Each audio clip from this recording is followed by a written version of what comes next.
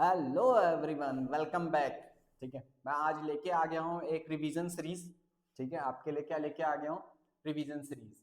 इसमें हम first chapter discuss करने वाले हैं, nature and significance of management one shot. पूरी इस वीडियो में हम पहला चैप्टर पूरा पूरा क्या कर लेंगे बेटे बच्चों, रिवाइज कर लेंगे। और मैं हर 2-3 घंटे में एक एक चैप्टर के वन शॉट पोस्ट करते रहूंगा, जिससे आपके पेपर से पहले मैं 12 चैप्टर का कंप्लीट एक्सप्लेनेशन के साथ आपके साथ शेयर कर सकूं।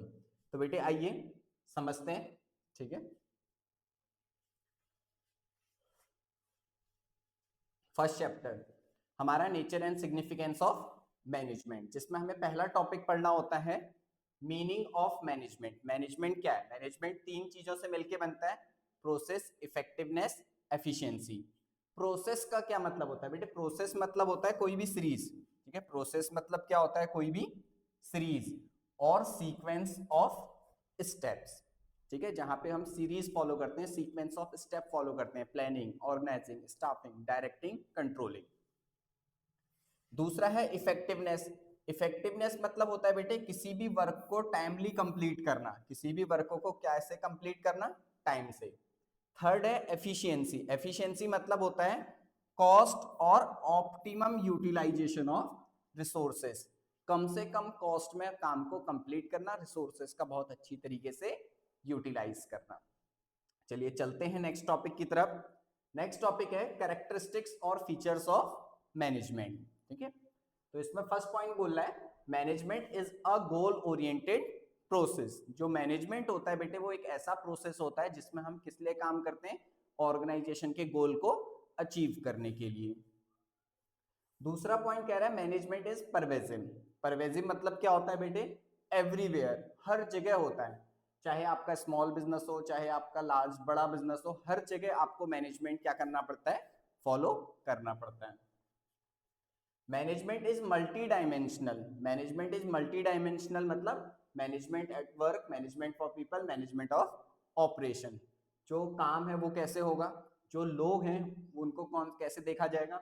ऑपरेशन, जब काम शुरू हो गया तब कैसे मैनेज किया जाएगा, इसको बोलते हैं management is multi dimensional. Next कह रहा है बेटे management is a continuous process. Management एक कॉन्टिन्यूअस प्रोसेस है, वो कभी खत्म नहीं होती, that is never ending. Management is a group activity. Management कैसी एक्टिविटी है? ग्रुप एक्टिविटी है। सब लोगों को मिलकर काम करना होता है। ठीक है, चाहे मैनेजर हो, चाहे टॉप लेवल के हो, मिडिल लेवल के हो, लोअर लेवल के हो, कोई भी हो, सबको कैसे काम करना होगा? मिलकर।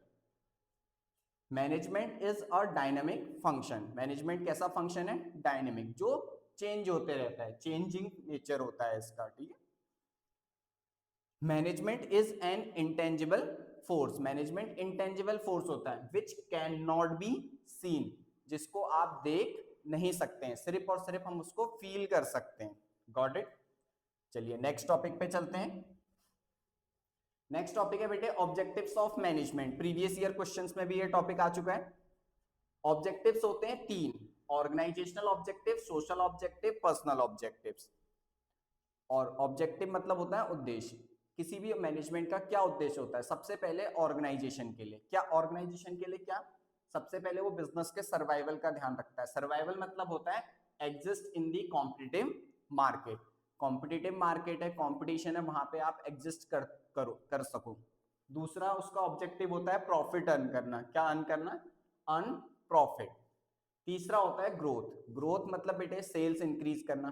पिछले साल इतनी सेल्स थी, पिछले साल मान लो 100 कारें बेची, तो इस बार 120 कारें बेचेंगे, तो सेल्स। और नंबर ऑफ ब्रांचेस। ठीक है, नंबर ऑफ ब्रांचेस। क्लियर हो गया? कितनी ज्यादा ब्रांचेस हैं, जैसे आप बैंकों को देखते होंगे, एक ब्रांच, दो ब्रांच, तीन ब्रांच, चार ब्रांच, जैसे जैसे ब्रांच होंगी तो हमारा क्या होगा? Growth.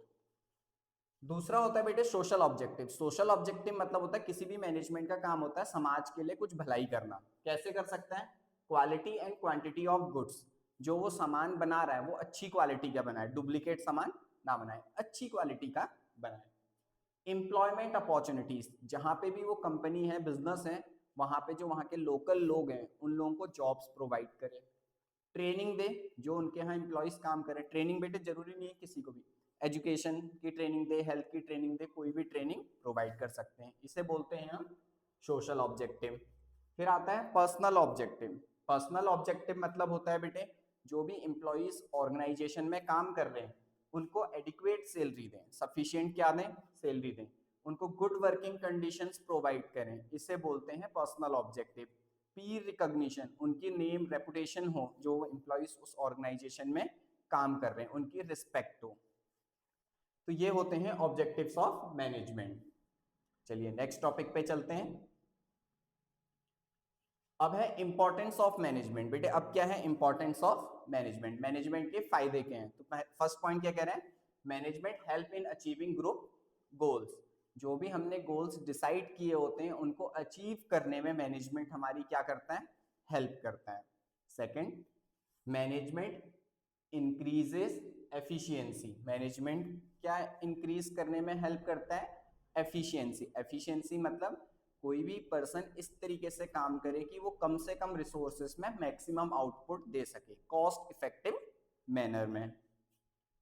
Management creates a dynamic organisation. यहाँ पे बोला है मैनेजमेंट खुद से क्रिएट करता है dynamic environment. Dynamic environment, dynamic मतलब अभी हमने क्या पढ़ा था, चेंजिंग, जो क्या होते रहता है, चेंज होते रहता है, टाइम के साथ बदलते रहता है। तो ऐसा इन्वायरमेंट मैनेजमेंट खुद से क्रिएट करता है जिससे उनके एम्प्लॉयज को चेंजिंग एनवायरनमेंट में काम करने की हैबिट हो जाए।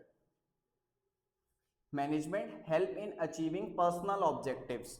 मैनेजमेंट जो भी एम्प्लॉयज है ना उनके पर्सनल ऑब्जेक्टिव्स को अचीव करने के लिए भी उनकी हेल्प करता है, उनको ट्रेनिंग प्रोवाइड करता है, डेवलपमेंट देता है, प्रमोशन की अपॉर्चुनिटीज देता है, इस तरीके से। कह रहा है management help in development of society. साथ ही मैनेजमेंट जो सोसाइटी है मतलब जहाँ पे भी बिजनेस है उसके चारों ओर उनको भी डेवलप करने में हेल्प करता है। बच्चों के लिए स्कूल खोल देते हैं, हेल्थ सेंटर खोल देते हैं, कोई पार्क खोल दिया, इस तरीके से डेवलपमेंट होता है सोसाइटी का। सैनिटेशन फैसिलिटीज दे दी, वाटर फैसिलिटीज दे दी, ठीक है। तो ये इंपॉर्टेंस थे मैनेजमेंट की। तो आइए अब डिस्कस करते हैं बेटे लेवल्स ऑफ मैनेजमेंट। बहुत इंपॉर्टेंट टॉपिक है। Top level management, middle level management और लोअर लेवल मैनेजमेंट।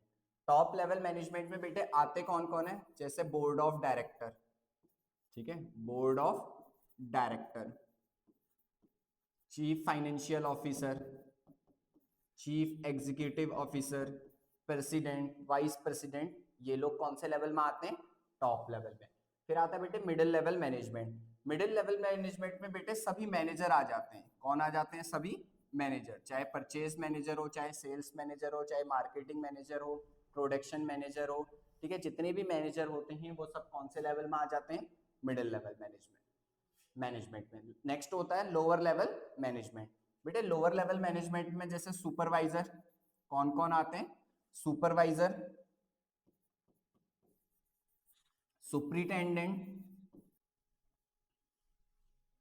तो लोअर लेवल मैनेजमेंट में कौन आते हैं बेटे, supervisor, superintendent, foreman, section officer, ये सारे लोग कहाँ पे आ जाते हैं, लोअर लेवल ऑफ मैनेजमेंट में। बेटे अब हमें डिस्कस करने हैं टॉप लेवल के फंक्शंस क्या होते हैं, ठीक है। टॉप लेवल के फंक्शन क्या होते हैं। टॉप लेवल का काम होता है जो भी ऑब्जेक्टिव है वो डिटरमाइन करना, प्लान्स एंड पॉलिसीज बनाना, क्या काम है, liaison with the outside world, ठीक है, रूल्स एंड रेगुलेशन बनाना, ये सब किसके फंक्शन होते हैं, टॉप लेवल के। फिर आ जाता है बेटे functions of middle level. Middle level के क्या फंक्शन होते हैं, जो भी प्लान्स एंड पॉलिसीज बनाई है वो उसको इंटरप्रेट करना, फॉलो करवाना, अपने डिपार्टमेंट में नेसेसरी पर्सनल्स को क्या करना, रिक्रूट करना, जितने लोगों की उनको जरूरत है उतने लोगों को क्या करना, रिक्रूट करना, ड्यूटीज असाइन करना, रिस्पॉन्सिबिलिटीज असाइन करना, ये सब किसका काम होता है बेटे, मिडिल लेवल मैनेजमेंट का। लोअर लेवल मैनेजमेंट के क्या फंक्शन होते हैं, रिप्रेजेंटिंग ग्रीवियंसेस ऑफ वर्कर्स, जो वर्कर्स की शिकायतें होती हैं उसको रिप्रेजेंट करना, एक अच्छा वर्किंग कंडीशन प्रोवाइड करना, सेफ्टी और सिक्योरिटी का ध्यान रखना, boosting of moral of workers, ये सारे फंक्शन होते हैं किसके, लोअर लेवल मैनेजमेंट के। चलिए आगे चलते हैं। अगला है बेटे function of management, planning, organising, staffing, directing, controlling. कितने फंक्शन होते हैं, 5। प्लानिंग और ऑर्गेनाइजिंग बेटे टॉप लेवल का फंक्शन है, ठीक है। स्टाफिंग होता है मिडिल लेवल का काम, मिडिल लेवल मैनेजमेंट करता है। डायरेक्टिंग और कंट्रोलिंग बेटे ये आता है लोअर लेवल ऑफ मैनेजमेंट में। किसमें आता है? लोअर लेवल ऑफ मैनेजमेंट में। पहली चीज, प्लानिंग मतलब होता है थिंकिंग, सोचना, मेंटल वर्क है। ऑर्गेनाइजिंग मतलब होता है जो आपने सोचा है ना उन सारी चीजों को एक जगह कलेक्ट करना। जैसे आपने सोचा स्कूल बनाना, तो आपने अब लैंड लेनी है, ठीक है, बिल्डिंग बनानी है, फर्नीचर रखना है, तो ये सब ऑर्गेनाइजिंग में आता है। स्टाफिंग मतलब होता है लोगों को जॉब में रखना। अब आपने स्कूल खोल लिया, सब खोल लिया, अब आपको टीचर्स चाहिए, प्रिंसिपल्स चाहिए, ठीक है, ड्राइवर्स चाहिए, मौसीस चाहिए, तो ये सारे लोगों को कहाँ पे अरेंज किया जाता है? मिडिल लेवल में। डायरेक्टिंग मतलब होता है उन्हें डायरेक्शन देना, उन्हें काम समझाना, उन्हें गाइड करना, उन्हें मोटिवेट करना, कैसे काम करना है, किस तरीके से काम करना है। कंट्रोलिंग, कंट्रोलिंग मतलब होता है बेटे जो आपने प्लान किया था उसको कंपेयर करना, ठीक है, उसको क्या करना? मेजर करना जो आपने एक्चुअल में अचीव किया है। तो कंट्रोलिंग क्या होता है? प्लान परफॉर्मेंस को एक्चुअल परफॉर्मेंस के साथ क्या करता है? कंपेयर करता है, और कुछ भी अगर डेविएशन आता है तो उसको फाइंड आउट करता है। आगे चलते हैं बेटे। अब आ गया coordination, the essence of management. Coordination क्यों जरूरी है मैनेजमेंट के लिए? तो कह रहा है coordination is needed to perform all the functions of management. Coordination की जरूरत जितने भी मैनेजमेंट के फंक्शन होते हैं, चाहे वो प्लानिंग हो, ऑर्गेनाइजिंग हो, स्टाफिंग हो, डायरेक्टिंग या कंट्रोलिंग हो, सबको करने के लिए हमें किस चीज की जरूरत पड़ती है? प्लानिंग की, सॉरी, कोऑर्डिनेशन की जरूरत पड़ती है। किसकी जरूरत पड़ती है? कोऑर्डिनेशन की जरूरत पड़ती है। दूसरा, coordination is required at all the levels, चाहे टॉप लेवल हो, चाहे मिडिल लेवल हो, चाहे लोअर लेवल हो, हर जगह बेटे हमें किसकी जरूरत पड़ती है? कोऑर्डिनेशन की जरूरत पड़ती है, ठीक है, तालमेल बनाना पड़ता है। Coordination is the most important function of an organisation. कह रहा है जो कोऑर्डिनेशन है वो सबसे ज्यादा इंपॉर्टेंट फंक्शन है किसी भी ऑर्गेनाइजेशन के लिए।